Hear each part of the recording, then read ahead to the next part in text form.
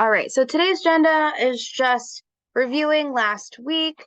I know I threw a lot of material at you, Adam, and you're my main focus, but Gina, I'll be talking to you too.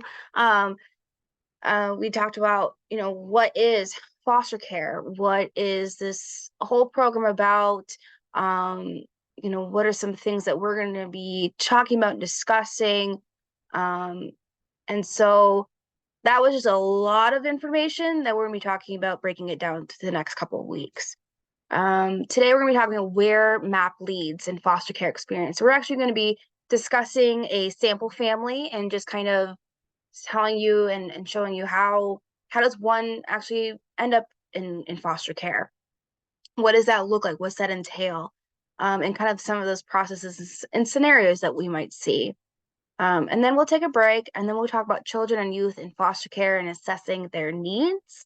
Because as we're talking about these things, we're always talking about those strengths and needs. Again, strengths are something that we're really good at, we can always improve on, and then our needs are something that we can always work on, definitely. And so with needs is not just for our kiddos, but for ourselves as well. So we want to keep that in mind. And then we'll just do a quick summary. Whoop, hitting buttons. So as I mentioned prior is reviewing and discussing, so setting up appointments for family consultations. Adam, I believe you turned in your family profile.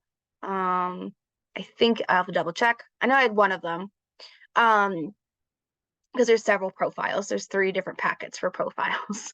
And then we'll review and kind of set up that consultation. As I mentioned, also we'll be doing the Diana screening. If you don't mind, because I'm kind of put you on the spot, but Gina, you can always jump in too.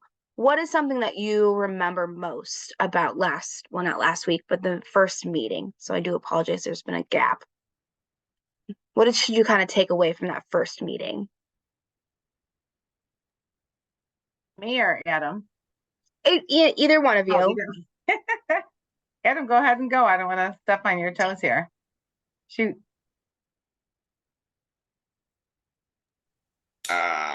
Just I don't know, there's a lot of information. It was.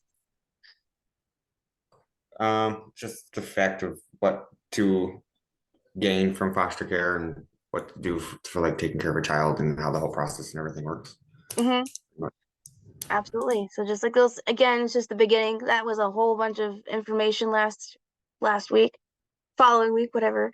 And so yeah, it's just we're kind of the small pieces of how it looks and what we might be expecting. Gina, did you want to, since you're kind of a newbie at this, if you want to throw anything in? Yeah, I thought that what was interesting was it focused a lot, which I was happy to see, on what to expect from the children, and that typical traditional parenting may not, I'm sorry, my puppy is like crawling all over me. Traditional parenting, you want to be on the show? You're not, would not be applicable. I mean, you're going to need to be looking at different and alternative ways to parent.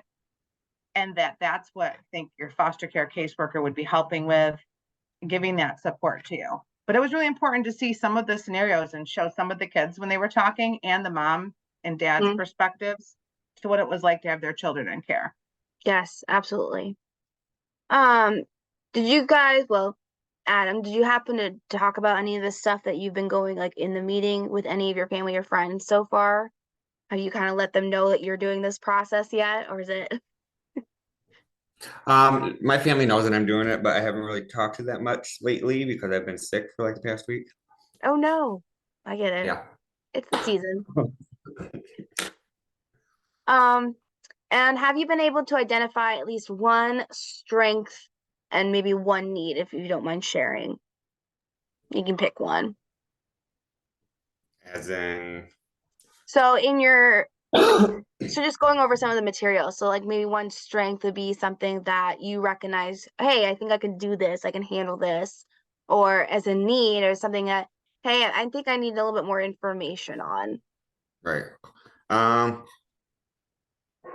I think my one strength, I'm very good with kids. I'm very good with my nieces and nephews that I have and little cousins. Kids love me. maybe my weakness is that I haven't foster cared yet, obviously. So maybe just learning a little bit more on the whole. Yeah. Get I mean, if involved. you're coming as a person that has never had to parent, it's All right. definitely going to be a Too. new experience. Absolutely. So definitely that's a need. It's a learning experience. Thank you. Um, so again, the 12 skills for successful fostering and adopting.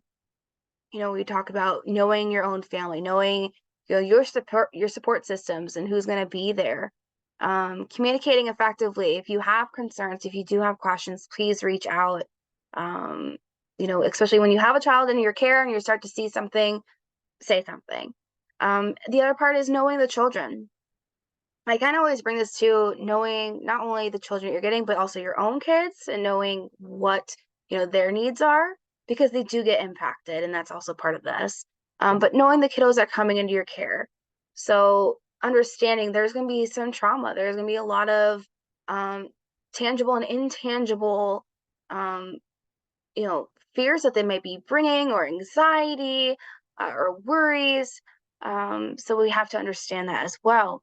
And then, of course, building our strengths and meeting our needs for ourselves and for our kiddos, working in partnership, becoming that loss and attachment expert. This is so important, is to understand what our kiddos are coming through to get to our home. And then how do we work on that attachment and building healthy attachments? We'll be discussing later on is those managing those behaviors, building those connections and self-esteem, and ensuring that health and safety piece, and of course, assessing the impact. How will this change what I do in my day-to-day life? If I have to get a call when I'm at work, can I do that? Is my work going to be flexible in that capacity? Will my family be understanding if, big crowds might be too much for this kiddo? Just understanding those pieces. And of course, making that final informed decision. Can I do this? Will this work out for me? Is this the right time? So those are important. So where MAP leads is a foster care experience. So how does a family become a client? So this is on your handout 2 and 3. And we're going to meet a family. And this is their little genogram. It's a little rustic here, but that's okay. So we have John, who's the dad, and Mary, who's the mom, and they have 2 girls, Lily and Rosie. We're also going to be introduced to Billy, who's Mary's brother, and Anne, who's John's sister. So we're going to go over a little bit of their background information. I'm going to read the first part. Yep. And then I might have someone read the next page. So the background is this story of one family's experience with foster care placement. The parents are John and Mary, and their daughters are Lily, age 13, and Rosie, 2. Ever since he was a teenager, much of John's socialization with his friends and male relatives has involved drinking. Unfortunately, John became angry and has been violent when intoxicated. When he was 15, he threw a beer bottle and knocked out the front tooth of a neighbor who came to complain about a loud party. Ashamed of his behavior, John successfully completed a family court-ordered alcohol awareness program. He worked after school to pay his neighbor's dental bills, and his after-school job left no time for beer parties and hanging out. Today he drinks socially, but he makes sure he stops before losing control. John and Mary meet their senior year in high school and fell in love. They married right after graduation and had Lily 10 months later. She was a colicky baby who shook their confidence as young parents, so they waited a long time before a second child. They were thrilled and relaxed when Rosie was born, and she has been a piece of cake compared to Lily. Would anyone like to read about our current situation? Any takers? I'll take it. Okay, Thank but I you. gotta somehow click here so I don't see all of us. How do we do that? Minimize. Hide the thumbnail video. Bye. Okay, got it. All right. Can you guys hear me? Yes. Okay. All right. So John is a hard worker and has done well to support his family. In fact, John had the opportunity for a better job within the company if he agreed to move the family. Their new apartment is some distance away from where they grew up. The move caused the family to become increasingly isolated from family and friends. Mary's brother, Bill, had lived with them, but he moved out abruptly, and they don't know how to contact him. John's sister Anne lives nearby, but Mary does not get along with her, so there has been very little contact. There are no other relatives. Mary has a part-time job on the 11 to 7 shift, so she can be an at-home mom during the day, and she loves that role. John is home at night while the girls are sleeping. John and Mary spank their kids as a last resort. They would like to learn new ways since they realize Lily is too old to spank. They have considered talking with her teacher about some suggestions that she may have. Okay, thank you. So we're going to be talking about a little bit about their strengths. So far, with John, we know he takes responsibility for his own behavior. He paid the restitution. John and Mary's willingness to take risks to improve the life of their family, so moving to take a better job. John successfully completed an alcohol awareness program as a youth and drinks socially as an adult. Mary and John want to learn some parenting skills for disciplining their daughters, especially Lily. And Mary and John are committed to each other. They have an average income, or both are working, and they value free time together as a family. The family has stayed together as a family in good and bad times. Now, can you tell me any of the needs currently for this family?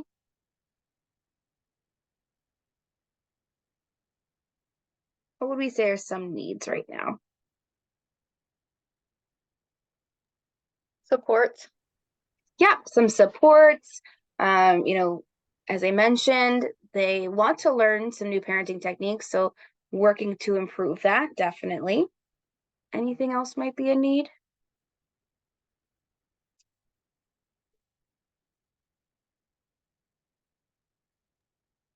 Some parenting skills. Some parenting skills.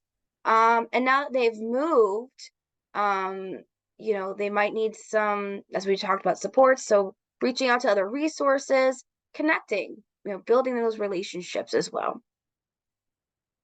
So coping strategies, spending more time, managing their stress differently, and of course, developing those supports in their community. So I'm going to be kind of reading a little bit about what is going on in their lives. So now that we have our family, you just kind of imagine them as a close-knit little family here. And we're going to see this family go through some hard times, okay? This is because John has just recently been laid off from work for several months now. So if you're John, you've just been laid off, you haven't been able to find anything, what's one emotion he might be feeling right now? Anger. Anger, definitely. And he's just frustrated with himself, frustrated with whatever caused him to be laid off, right? Some jobs are just temporary. Anything else?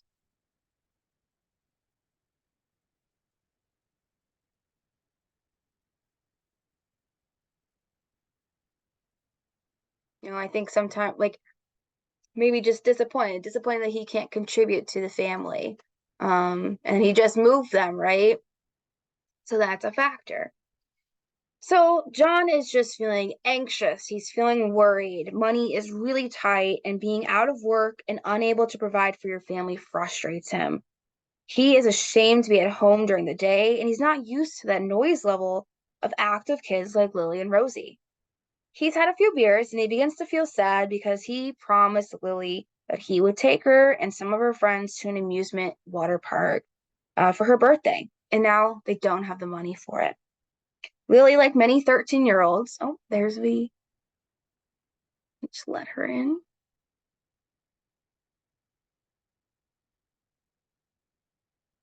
Okay. Hi, V.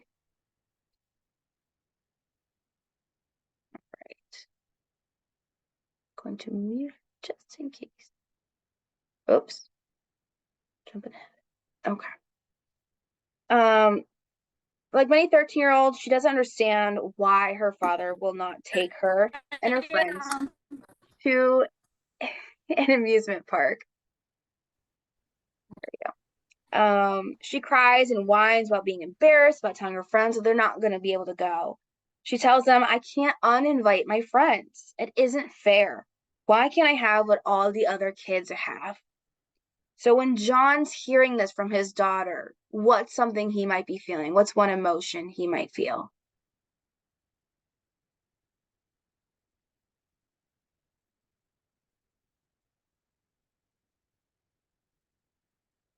So she's upset. Maybe loss of control or like disappointing. Yeah, just feeling disappointed in himself that he's not able to provide this. Um, I think you're just bummed. You're feeling like an inadequate parent, right? You want to be able to give to your child and provide a fun time for them. So John is feeling unhappy. He's feeling bad. What, Gina? Oh, you go ahead. Guilt. Guilt, yes. Very guilty. So he's feeling all these things. In fact, it brings a lot of sad memories of his own childhood, when his dad couldn't do things for him because they didn't have money. In fact, he gets so frustrated as Lily keeps whining and crying that he ends up smacking her. He hits her harder than he intended, and she falls against the wall, hitting her head awfully hard. He's afraid that she's seriously hurt. Rosie starts to cry, and Mary attempts to comfort both the children. This is the first time John has ever laid his hands on his children. What is one emotion John might be feeling at this moment? Angry at himself. Yeah, definitely angry at himself. Absolutely. What's an emotion Mary might be feeling, the wife?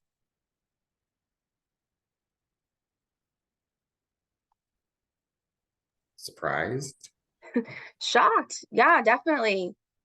She probably didn't think that was going to be something that would occur in her home, right? Maybe angry at John, concerned for her children. Fearful. Fearful, yes. So Mary and John take Rosie and Lily by the hand and rush them to the local hospital. Lily has a bad bump, but no concussion. The hospital staff hears the story of how Lily was hurt. They treat Lily and call the Child Protective Services, as they are required to do by law. The CPS worker hears the same story from all the members of the family. Both parents feel terrible. They talk openly and honestly about the situation.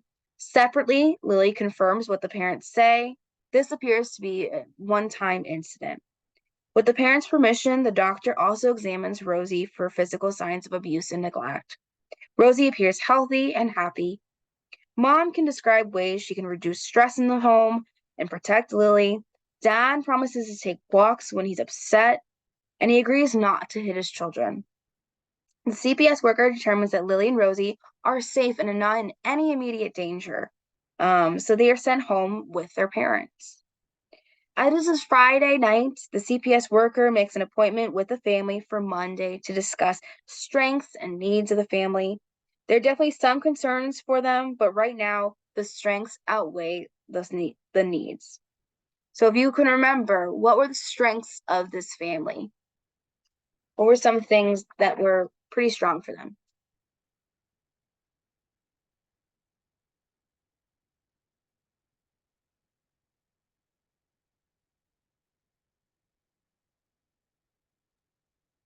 They were seeking help from the teachers. Yep, seeking help on how to, discipline in a different manner and to give consequences that are more appropriate. I think that just the closest of this family, they've gone through some ups and downs and they've stayed together. Anything else that would be a strength for them?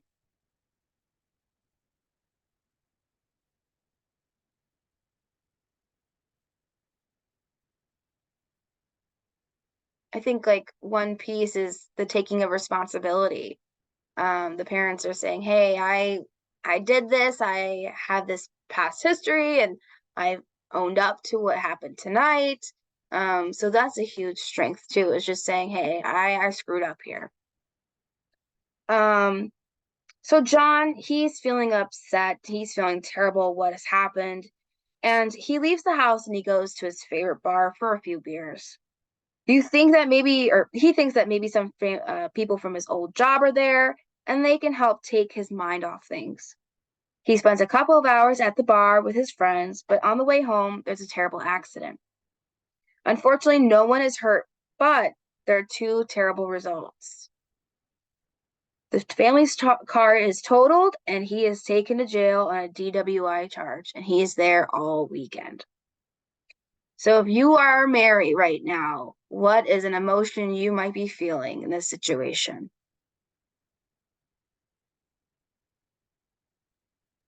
Furious. Furious, absolutely. You know, there's enough going on. We didn't need this as a cherry on top, right? And now she's gonna have some serious needs. What are some of those needs that she might have now?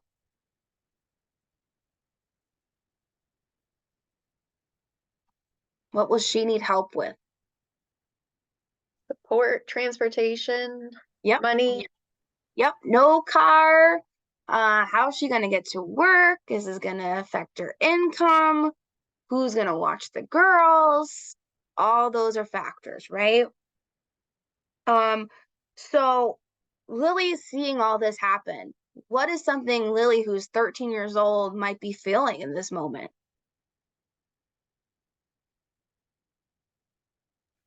Stressed.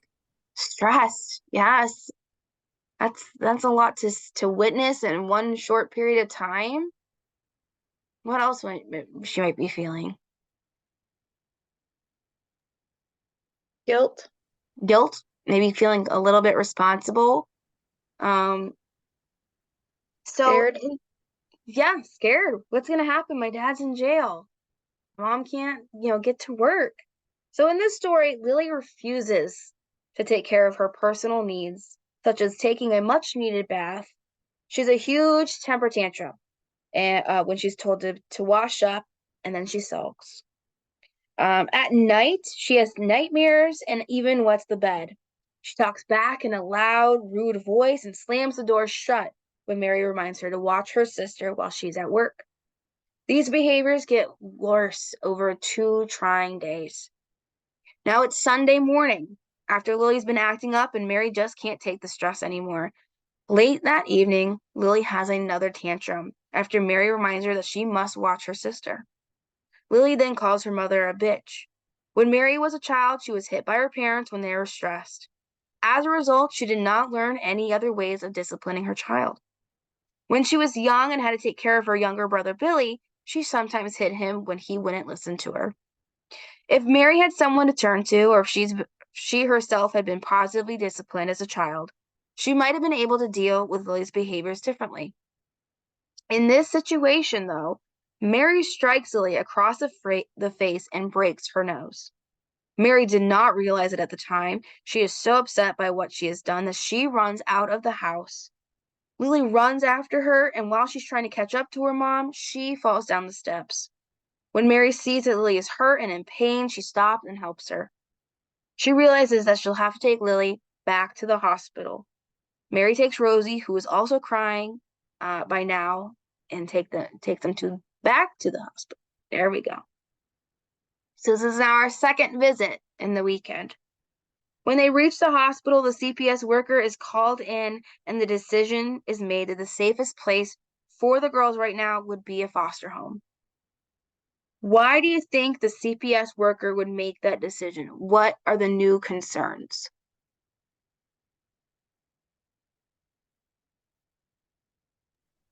That the mother hit the daughter this time and the father's in jail.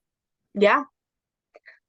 This is the second time this child's been hit and has been in the facial head region, right?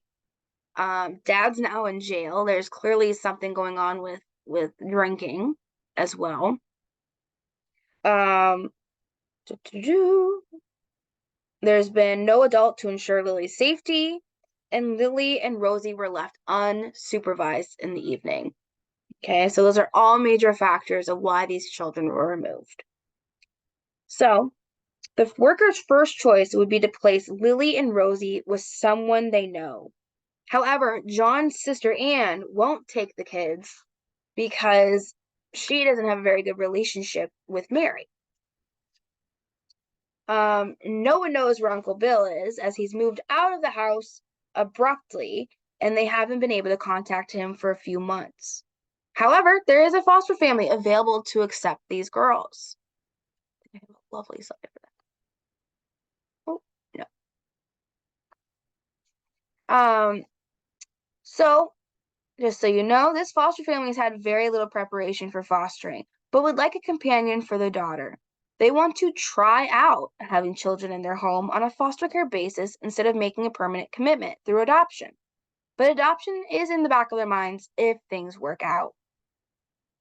So if you are Lily and you are 13 and you have just been placed into this new environment, what is something you might be feeling at this time?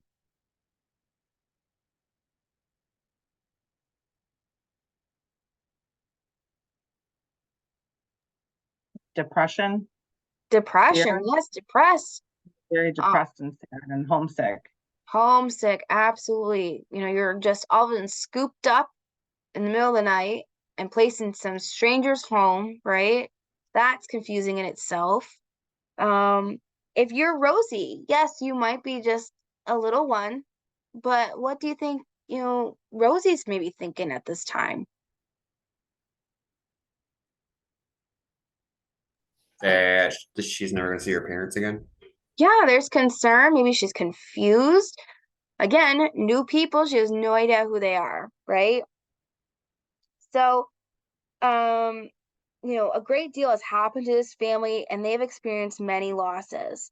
Thinking about those losses, it's easy to forget their strengths. So again, going back to their strengths, they've always been a really committed family. They've been pretty upfront about what they're struggling with. They really do love their children, but they just don't have the right parenting skills. So those are all those strengths that we want to focus on for them. So for John, our buddy John, he contacts his sister, who scrapes up the money for his bail. He gets out of jail and returns home Monday morning, the third day after all the trouble begins. When John returns home, he learns from Mary that Lily and Rosie are now placed in care. They both blame each other for what has happened, the loss of John's job, the loss of the family car, the loss of their daughters, and their loss of self-esteem. There is another loss. John moves out and goes with his sister Anne. So, all these events, there's a call from the foster family. The caseworker is trying to set up visits between Lily, Rosie, and their parents when they receive a call from the foster home. They're very upset and unhappy with Lily's behavior. Lily had borrowed their daughter's cell phone and had sexted her boyfriend. She had sent him pictures of herself that were sexually explicit and showed these pictures to their daughter. The foster parents were horrified. Their daughter told them Lily wanted to show them some things her Uncle Billy had taught her, like what boys like to see you do. The foster family didn't know much about foster care, but they had heard that many children in care have been sexually abused. They feel that they are a family that is not prepared to deal with the needs and behaviors of a child who's been sexually abused. They want Lily removed from the home immediately. The caseworker did not know that Lily had a history of sexual abuse. You try to persuade the family to keep Lily, but they will not change their mind. And since sibling sets are placed together, you have to remove both Lily and Rosie. If you are this foster family, what is something you might be feeling having this situation with this child?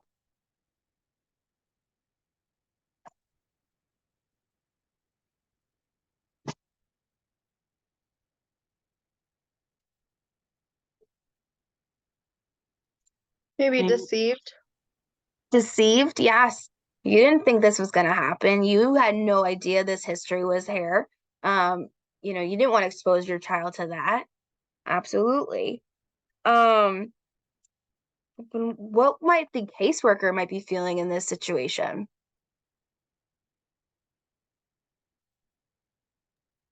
Frustration, anxiety, Yeah. guilt.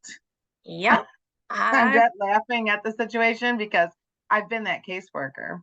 Yeah. And it's very difficult when these things happen because you have a twofold problem. Can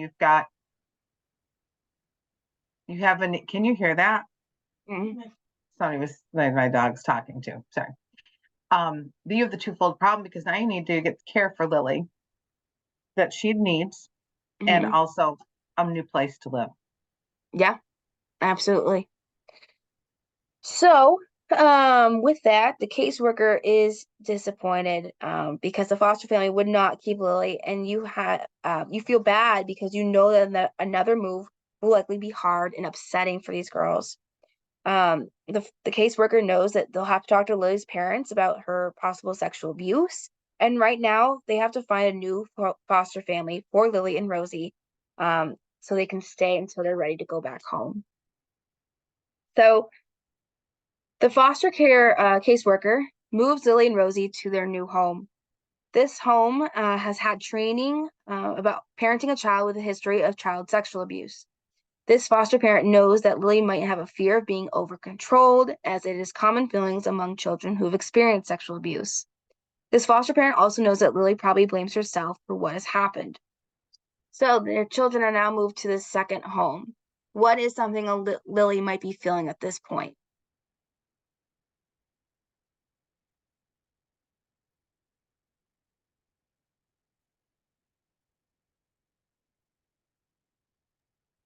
Confusion, sadness. Confusion, sadness, maybe some fear. I've been moved again. All those above. And of course, Rosie might be feeling the similar emotions, right? Just why am I being moved from home to home here? So the child sexual abuse investigation proceeds quickly. It is determined that Lily has been sexually abused by her uncle Billy. Billy, who is Mary's younger brother, had lived with the family for a while when he and his father were having a difficult time. Billy will be prosecuted for sexually abusing Lily. So, as we're planning to return the children home, all the while, both Lily and Rosie want to return home to their family. Mary and John want the girls with them too. The caseworker, foster parent, and Mary and John draw up a plan to help Lily and Rosie to go back home. The plan spells out what needs to happen before the family can be reunified. The plan includes, along with the caseworker, Mary and John will work to develop a set of goals that will keep the girls safe. This includes, keeping Lily safe from sexual abuse. It must also include keeping her safe from physical abuse she experienced from both of her parents. Number 2 is the caseworker will help Mary and John find resources in the community to help them achieve the goals to keep Lily safe. They may include parenting support groups, respite services, Alcohol Anonymous chapter, playgroups for Lily and Rosie, which will give the parents both a break. 3, the foster parents will prepare Lily and Rosie for visits with their parents. She will keep the caseworker and Lily's parents up to date on their progress in school and Rosie's developmental progress. Foster parent will also share positive discipline strategies with Mary and John to assist them in caring for Lily. The caseworker and foster parent will provide Mary and John with information regarding sexual abuse and its effect on children. So for reunification, Mary and John, they want their marriage to work. They want their family together again, so they work hard over the next 12 months, and they complete the plan for reunification. Rosie and Lily are returned to them. Congratulations. So, with that, does anyone have any questions about, what the scenario just kind of presented here? Okay. So reunification is always the first goal for our kiddos who are out in foster care. In our first meeting, we explained concurrent planning, which involves agencies planning for both family reunification and the alternative permanency option, like adoption. And through this story, we saw the firsthand effects of abuse and impermanence of multiple moves on Lily and Rosie's well-being. So working in partnership with the birth families birth parents helps families reunify, and if that is not possible, it makes it more likely that parents will be willing and able to enter an alternative permanency plan. Okay, so with that, I'm not going to go into this too much. You do have it in your handout. Is safety considerations. Safety factor is a behavior and condition or circumstance that has the potential to place a child in immediate or impending danger of serious harm. There is a case reporting process flowchart, but we will do that another time. So it is currently 5:40. Why don't we come back at 5:45 and we will finish up the class.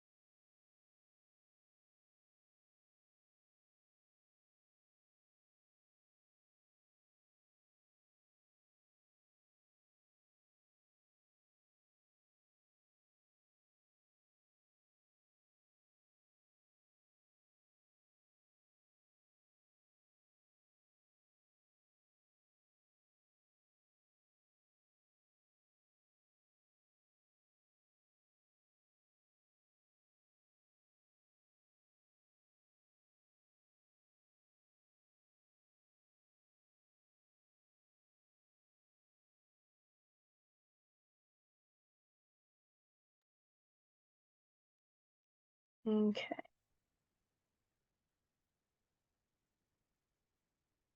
Hopefully everyone wanders back.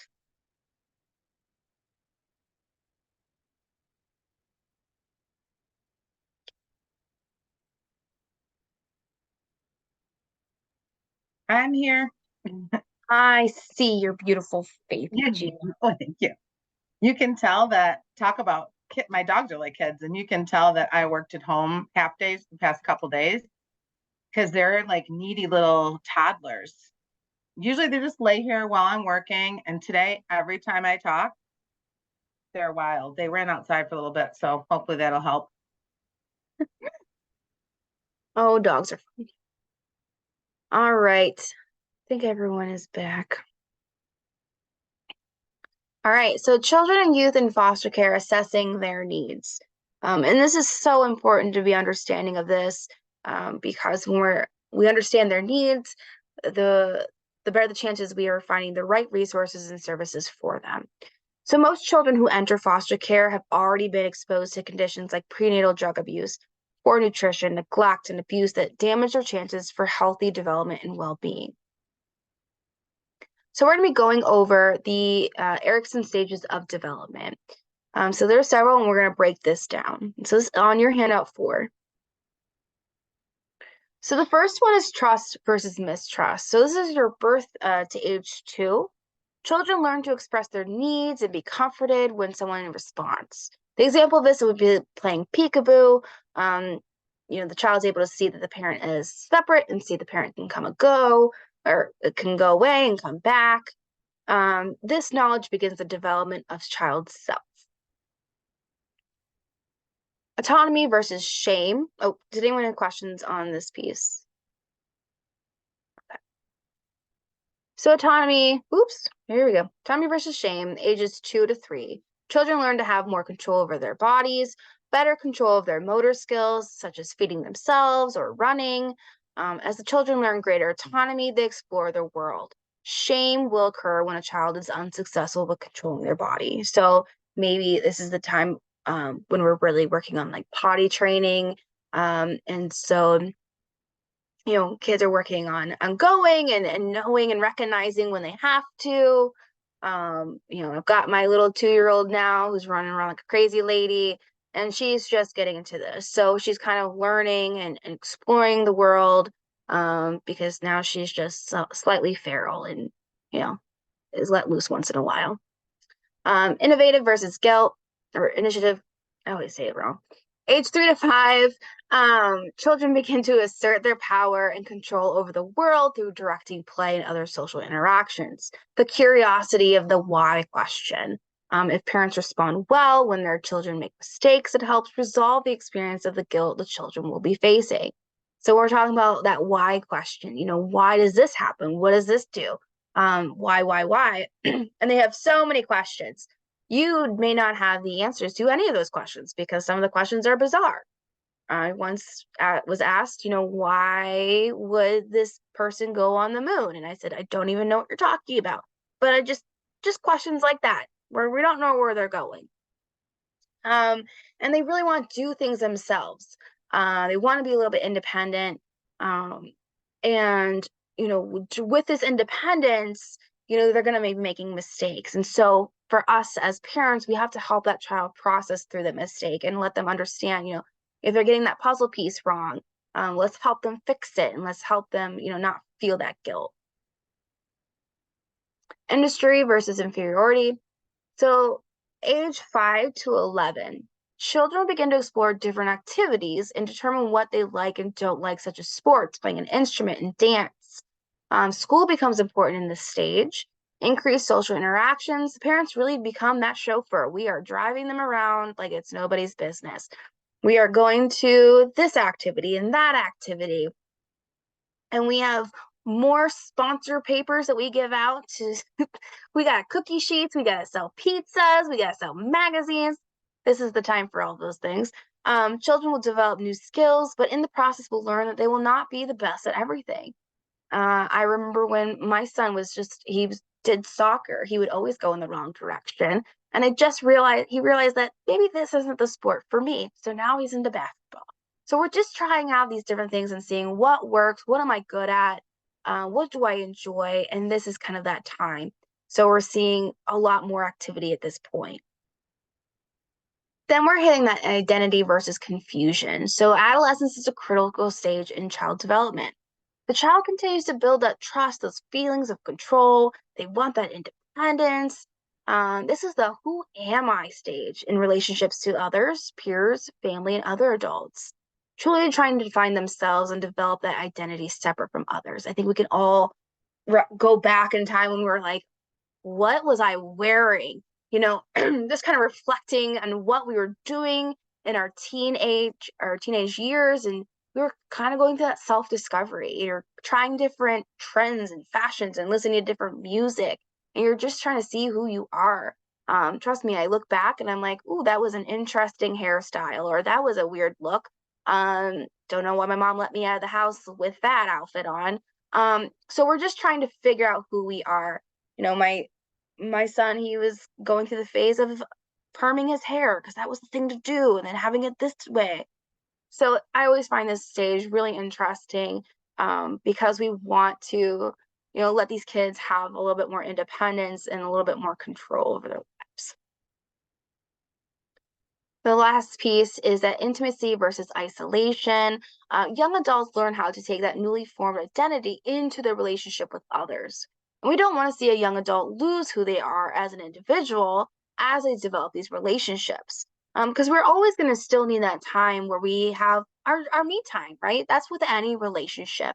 We want to be able to do stuff as a couple, as a partner, but at the same time, be able to go off on our own and enjoy things that we like.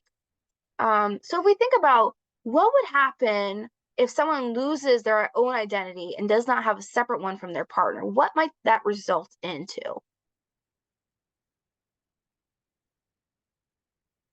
Does anyone know?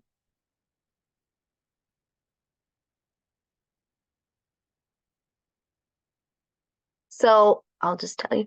So with this, if we start to see someone who's kind of losing who they are and while they're in a relationship, they start to kind of back away from their family, their friends.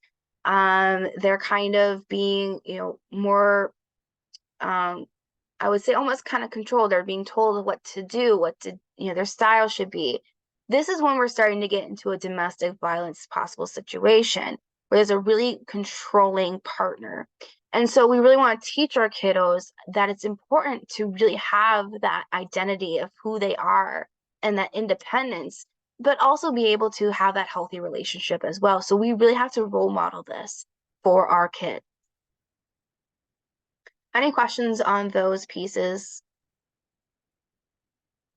Okay. If you do, please don't hesitate to ask. So we have trust, and this is a huge piece, a foundation of, I always talk about safety, but then the next piece is that trust. So there's some key ingredients for it. Trust is built when your needs are being met. There's, the affection, getting touched, held, cuddled, consistent caregiver, predictability, accountability. Those last two pieces, the consistency and predictability, is so important for our kids. They need to know that you're going to show up. I was just watching this video of this woman. She does training, like little TikToks for foster parents. And she said, if I'm running late, I need to talk to this child and let them know, hey, I'm running late. I did not forget you. I am coming for you. To give that reassurance to that child that I'm going to show up. Not just show up and say, hey, sorry, I'm late, but to let that child know prior, because it's part of building that trust, building that relationship. In a video that we're going to show in the next coming weeks, the one youth, she was in the hospital because of self-injury, and that foster parent still showed up for her, and she was not expecting that. So having that consistent person, that keeping you accountable, they're accountable on their end too, is so important. That's what's going to really build a relationship for our families. So I do ask that you do some road work. In your book, there is your handout 5, which is the overview of brain development. I can go into this all day. However, I'm just going to give it to you for road work. The other one is handout 6, is understanding child traumatic stress. Okay, these are just some really important reads. The brain development one is really insightful of giving you how trauma affects the brain, the impact it has. That is always one of my big specialties. So I highly recommend you read it and understand it. So when we're talking about back to those stages of development, right? And we have, quite the range here. And we want to see, how we compare it with Lily and how she was doing. So let me get back on my papers here. Get up to speed. So we're talking about Lily's behaviors. When we're hearing her refuse to take a bath, what age might we hear a child refusing to take a bath? What would be a normal age to hear that? Where a child's like, I don't want to take a bath. 2 to 3. Yeah, well, sometimes my daughter who just some days doesn't want to take a bath. She's currently in the stage where she doesn't want to take one. As much as she loved it before, yeah, 2 and up. Now, of course, I have a teenage boy. I think he just forgets to shower. And that's just his problem. So refusing to take a bath, that is pretty normal for that stage, right? How about talking back? So is this normal? Or what stage might we find talking back to be normal or average or typical? One of those lovely describe words. 3 to 5, or when they can actually start talking. Yeah, I would say 5 and up. Yeah, 5 and up.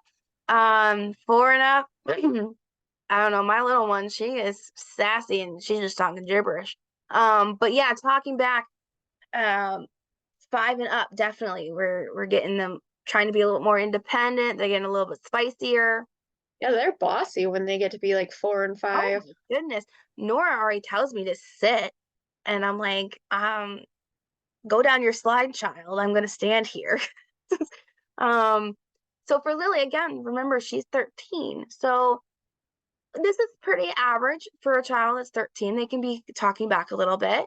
How about the tantrums? And remember, Lily's 13.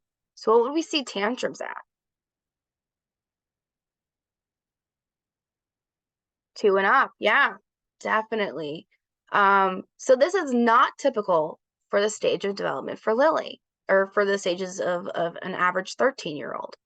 So what I'm trying to get to is it's really important to understand that when having our kiddos come into care, you might see them in a chronological age. So again, Lily's 13. So you might see her as a 13-year-old, and you might have those expectations of she's 13, she should be able to take a bath. She's 13, she should not be wetting the bed. She's 13, she should not be having a tantrum. However, due to Lily's trauma, it has impacted her stages of development. So for Lily, she is kind of regressing back to a younger age when she's having that tantrum. She's going back to, that trauma, and that's how her body's reacting. That's how her brain is reacting. And so we have to understand and meet these kids where they are at, emotionally, socially, physically, because it's really important that, she's 13, yes, but she doesn't have the emotional capacity of a 13-year-old and has one of more of a 5-year-old. We have to meet her where she's at for her to really grow and develop.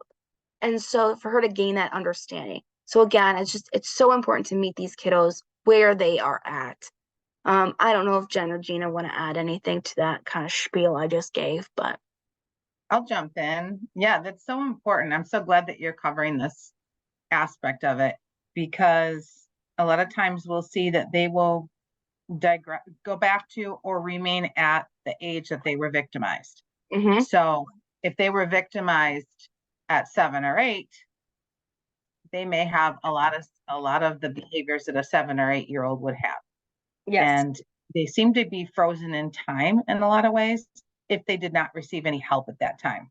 Mm-hmm. And we see that a lot with our kids in care, as Yes. they will be at a different stage of development usually from a direct result of some type of trauma, whether it be sex abuse or just, loss of home and family. Absolutely. I think the most, from my experience working in residential, I had a 16-year-old, rumor was a possible gang member. He had, tough kid, tough shell, and he wanted to watch a little kid's cartoon, like a Disney movie. And he just became like, you could just see the little boy in him because it kind of brought him back to, his childhood. And this was a tough kid. And just to see him kind of go back and, be a little boy, you could see that he didn't get to have that. And so again, meeting these kiddos where they are at is so important. All right. So the components of a child's well-being. And so these are really, I always use the word important, but everything's important here in foster care. But I need you to recognize these things because as a foster parent, you are on the front lines. You're going to be seeing a lot of these things. So is this child physically healthy? Is there concerns? Does this child need to have any extra medical services? Do they need to go to a certain specialist? You're going to be recognizing these things. And when they're coming into care, if these things pop up, we always want to make sure we are being proactive and saying, okay, we need to set this up prior to this child coming into your home. The next piece is that child emotionally healthy? As we mentioned, they could be coming in at a different age level. Can they handle emotions? Do they know how to identify their emotions? A lot of times these kiddos can't, and they're just having these outbursts and meltdowns because they don't know what they're feeling. They just know they have something happening. And so we want to make sure they become emotionally intelligent. We want to make sure if they need to go to counseling and have that assistance. The next piece is, are they socially healthy? Are they having appropriate boundaries with their peers, with other adults? Are they understanding social cues?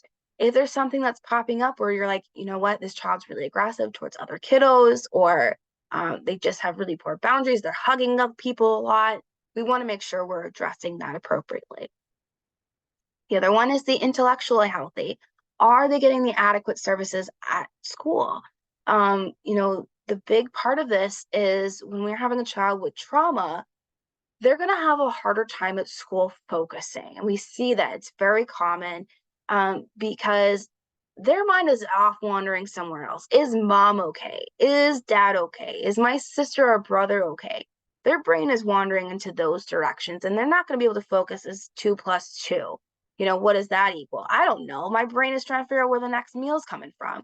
So we have to recognize that school for them is not always the priority.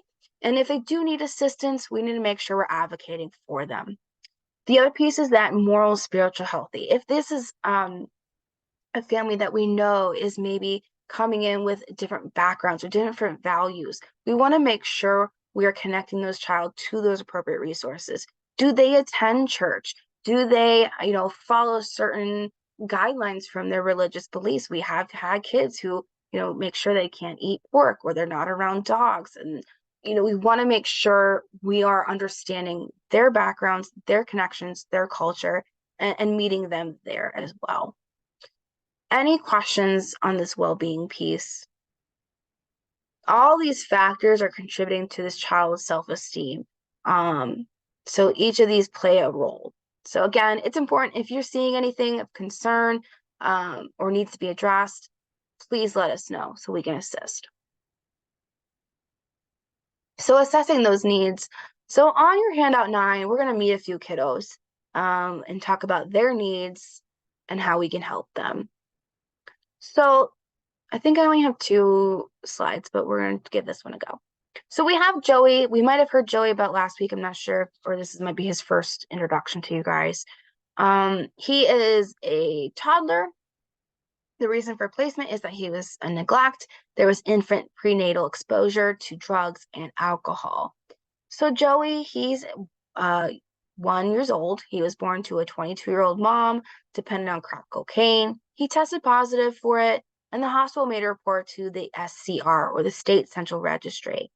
Mom's drug use and its overall effect on her physical, emotional, mental health directly affected her ability to meet Joey's or her own basic needs. Mom requested that Joey be placed with his great aunt. This aunt was a source of stability and support to Mom in her chaotic youth. His great aunt reports that Joey's not interested in anything or anyone. He tends to look sad. He's just learning to stand. He cries often and is not easily comforted. She loves him deeply and wants to adopt him, but doesn't know how to help him. So, what are some ways this child is developmentally different for other kiddos his age? So, what might we expect from a 1-year-old?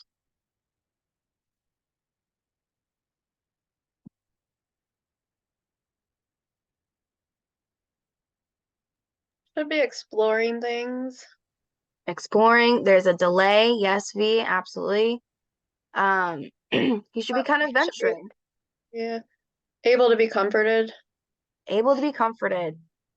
Yes. Anything else?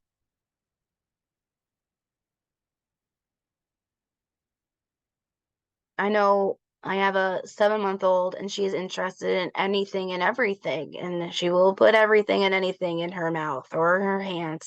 So that's a concern. Also, learning just to stand. We want to get past that. You should be learning how to kind of maybe walk at this point.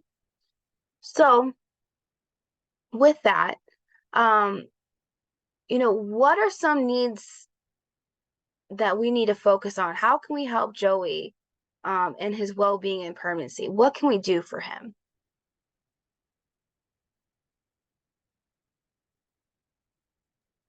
I would think first, like an assessment, an early intervention assessment, and as the foster parent, really working with that early intervention worker when they come to the home and sharing openly with them all the behaviors that you're seeing, and good and bad. And then following through with anything they suggest, any types of toys or ways to interact, trying to bring Joey back out or initiate some growth. Yeah. And to establish if there are really delays or this is some of a depression and separation thing. V says provide opportunities, positive interactions and connections. Yes. Building that kind of support. And as we mentioned, does he need to seek any specialists for his needs? Does great aunt need to be educated on what infant prenatal exposure can do for a child or do to a child's brain development? Educating her in that factor, in that regard. Maybe working with him and figure out what might comfort him. Have we tried this? Great. Getting family history, yes. Background, just getting that understanding. So that's kind of how we would do is assessing this child's needs. And when we're having a child coming into care, again, we are getting a very quick snapshot of some needs they might have. Oftentimes Jen and I really try to expand upon that and try to, play investigators and figure out what else this is going on here so we can figure out what other resources we need. But some of these things are some things that might pop up. And we have to know, how do we prepare for this? What do we need to know more about this child to help them? So we have another one. Would anyone like to read the first paragraph for Jerice?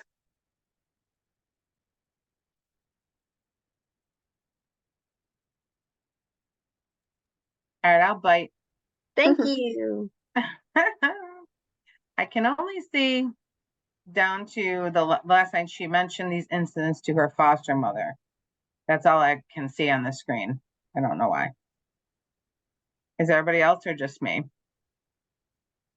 Oh, it gets all we can see. That's weird. Okay. I can finish it for you. I can do the last paragraph. You read the first one. Okay.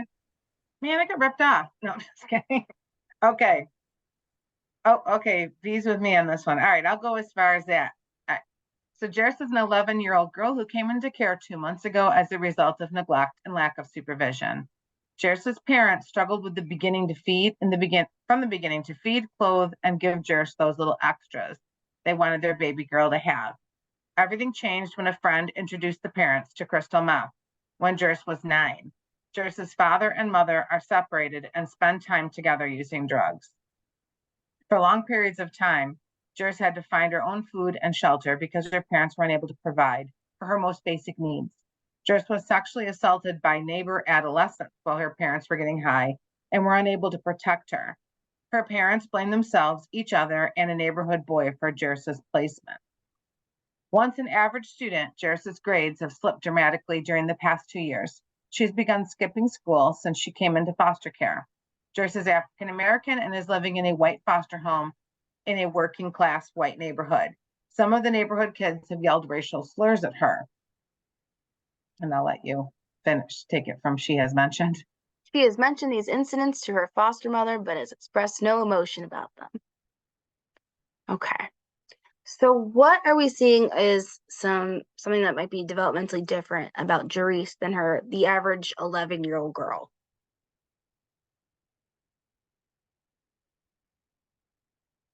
She's just trying to survive. Yep, absolutely.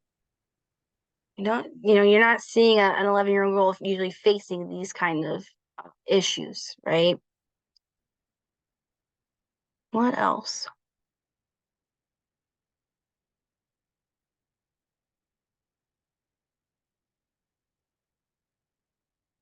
This should be developmentally different.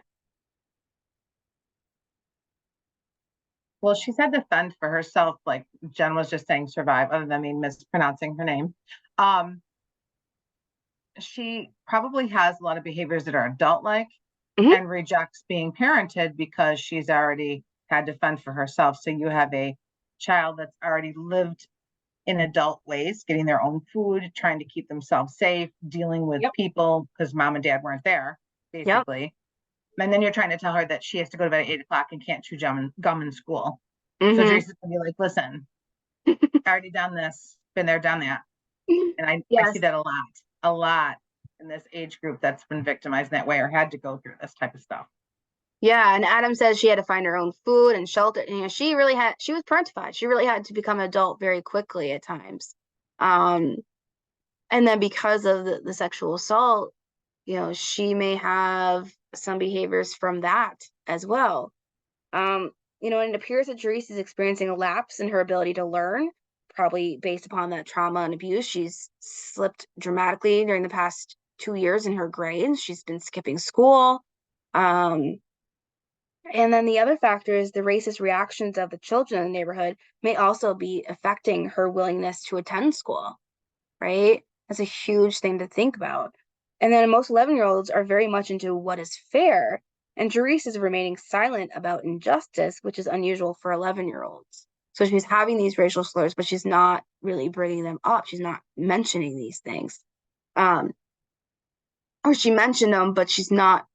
Of course, it cuts my thing. Oh, that's weird. But she's expressing no emotion about them, where somebody might become very emotional when they're having that thrown at them. So what needs to be done for Juris? How can we help her? How can we ensure her permanency and well-being in this home?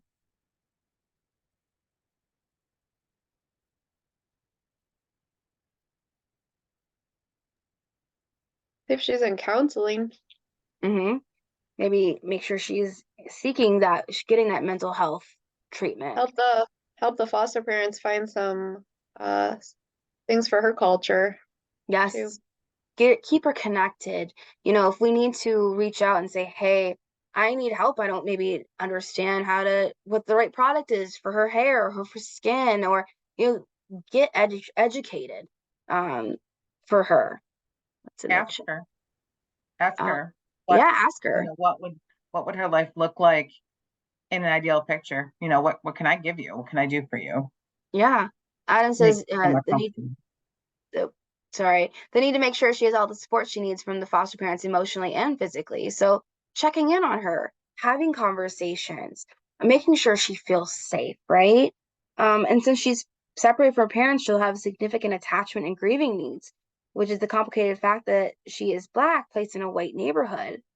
And also, certainly any child who's experienced sexual abuse will require support of a therapist, as well as a foster family, to deal with the emotional needs.